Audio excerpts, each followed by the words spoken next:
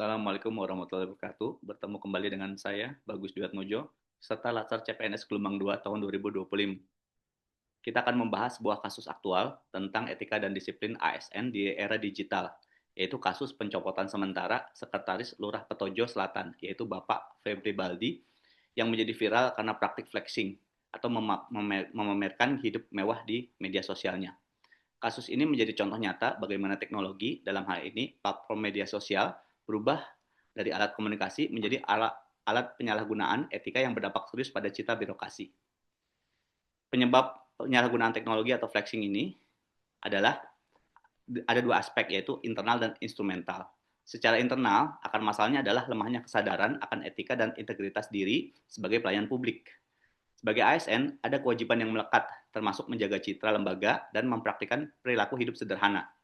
Keinginan untuk diakui, dipuji, atau mendapat validasi sosial di ruang digital seringkali mengalahkan prinsip kesederhanaan tersebut. Ini mencerminkan kegagalan individu untuk memelihara nilai-nilai dasar PNS, terutama akuntabilitas dan berorientasi pelayanan, karena fokusnya bergeser dari pengabdian ke pamer. Kemudian secara instrumental atau teknologi, yaitu media sosial, menjadi platform amplifikasi.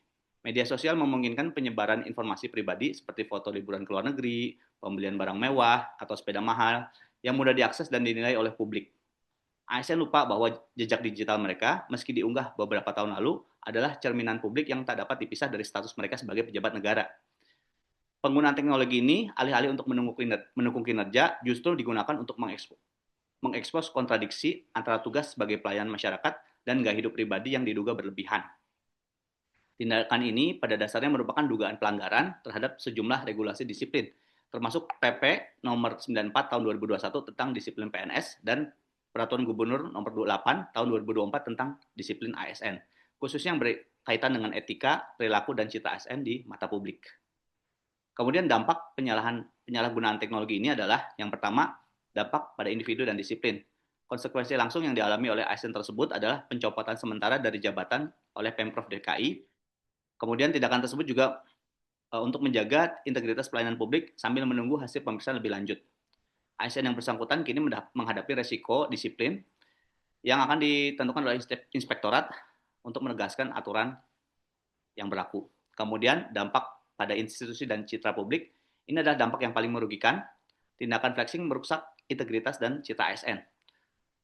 Ketika masyarakat melihat pejabat publik yang memamerkan kekayaan, hal itu secara otomatis mengikis kepercayaan publik terhadap birokrasi dan menimbulkan pertanyaan mengenai sumber kekayaan tersebut.